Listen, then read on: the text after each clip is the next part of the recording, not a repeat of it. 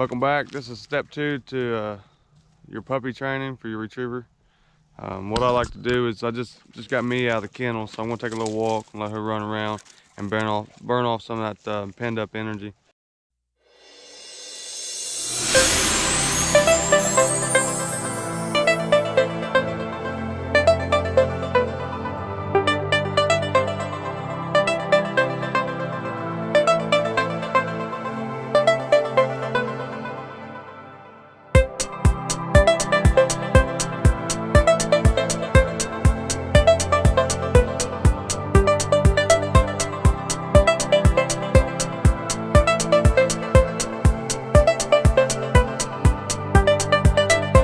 So like I said, we're just gonna walk, let Mia stretch her legs and settle down a little bit. She's a little more high strung than Apollo was at that age.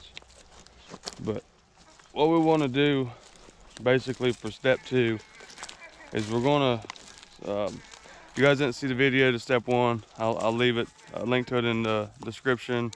I'll put a card up for you. But just to recap a little bit, we started out with just a sock.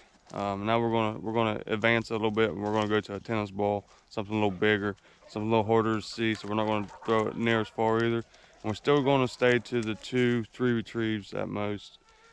Do a little bit of training on your leash work, and then you can throw a couple more retrieves.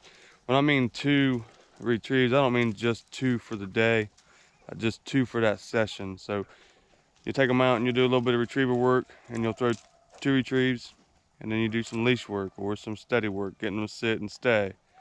And then you'll walk them around a little bit on the leash, and then throw a couple more bumpers. I just don't mean don't overdo it, as throwing bumper after bumper after bumper after bumper. You're going to burn your dog out. They're going to lose the desire into even going and go getting it. You'll see habits where they'll run out and just sniff it and just go on. They won't pick it up.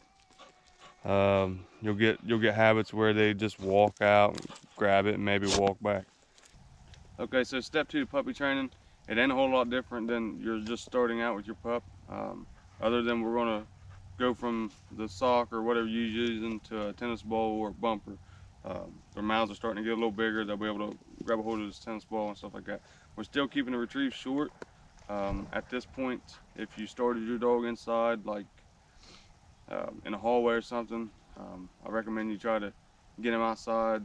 Still no distractions though. You don't want kids running around or other dogs running around. You just want to be you and the dog. You don't want any distractions at this point. You want the dog to be focused on you and focused on what you're trying to get it to do.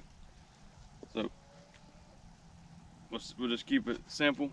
2 retrieves with a tennis ball, and we'll get them out there just a little longer, not very far, and still doing the treat reward system, where they bring whatever it is back, and as long as they kind of hold it in their mouth until you can get it out of their mouth, then give them a treat.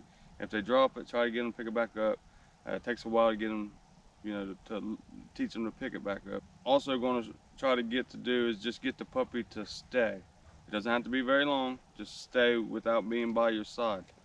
But what we don't want to do is make the puppy stay when it's retrieving. That's the game. That's a reward. You want to teach them a little bit, and then a reward is they get to retrieve a couple.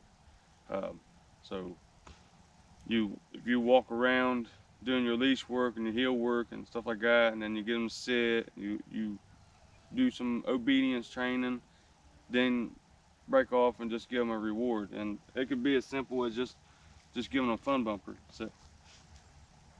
That's what I call fun bumper, where I just throw it. The dog don't have to sit, it don't have to stay, it can just go and get that bumper on its own.